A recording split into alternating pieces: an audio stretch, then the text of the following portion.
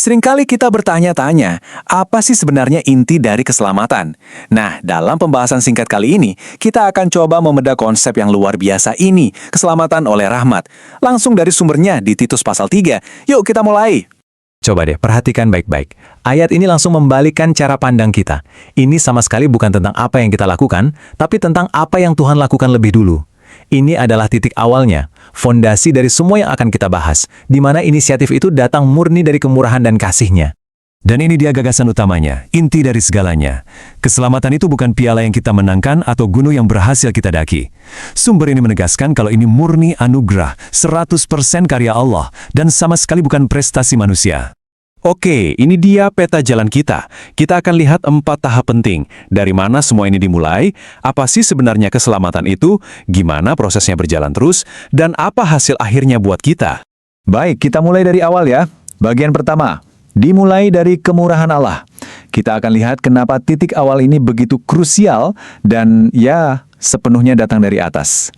Nah, yang menarik, kita justru mulai dari apa yang bukan jadi pemicunya. Seringkali kan kita salah kaprah. Bukan pertobatan kita, bukan doa kita, bahkan bukan usaha kita mati-matian untuk jadi layak. Teks sumber ini menegaskan, semua hal ini meskipun penting, bukanlah percikan api yang memulai keselamatan. Dan perbandingan ini nunjukin perbedaannya dengan jelas banget. Di satu sisi, ada pandangan manusia yang berusaha mencari Tuhan, berusaha bikin diri layak dulu. Tapi di sisi lain, sumber ini bilang sebaliknya, Tuhanlah yang mencari kita. Dia yang mengasihi kita duluan, bahkan saat kita belum layak sama sekali. Ini sebuah perubahan paradigma total.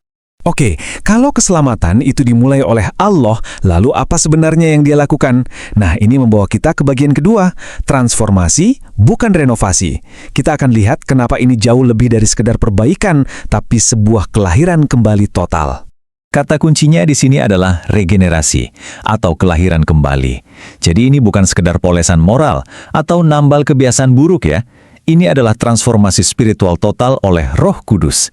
Bukan memperbaiki diri yang lama, tapi menciptakan pribadi yang benar-benar baru. Visual ini ngejelasinnya pas banget. Di satu sisi ada renovasi, cuma memperbaiki bagian luar, ya kayak ngecat ulang rumah tua. Tapi di sisi lain ada kelahiran spiritual, menjadi sesuatu yang sama sekali baru dari dalam. Kayak ulat jadi kupu-kupu.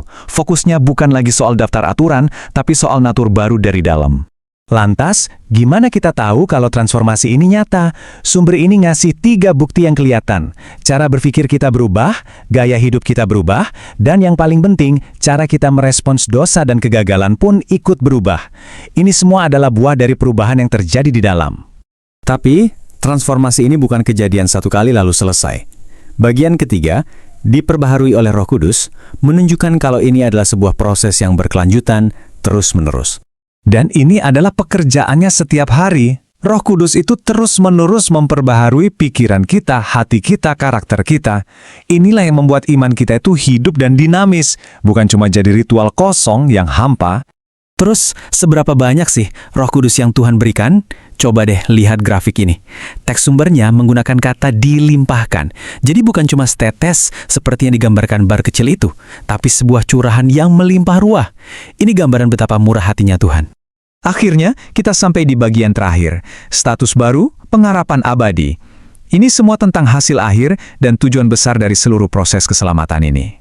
Ada satu istilah teologis yang penting banget di sini. Dibenarkan. Anggap saja ini istilah hukum. Artinya, status legal kita di hadapan Tuhan itu berubah. Kita dinyatakan tidak bersalah, bukan karena kita sempurna, tapi karena kebenaran Kristus yang dilimpahkan kepada kita. Dan perjalanan ini punya tujuan akhir.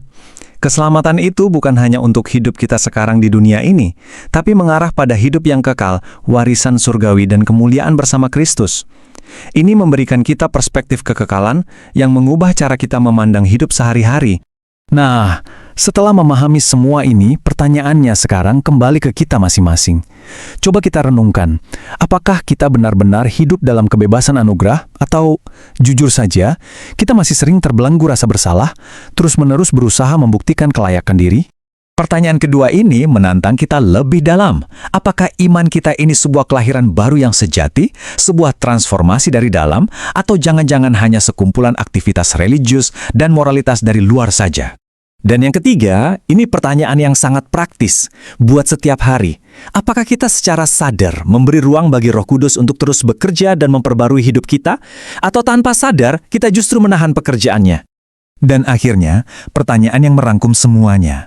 Kalau orang lain melihat hidup kita, apakah mereka akan melihat cerminan dari anugerah luar biasa yang kita akui telah kita terima? Apakah realitas anugerah di dalam ini benar-benar terpancar keluar? Nah, ini adalah pertanyaan terpenting dari semuanya, sesuatu untuk kita renungkan.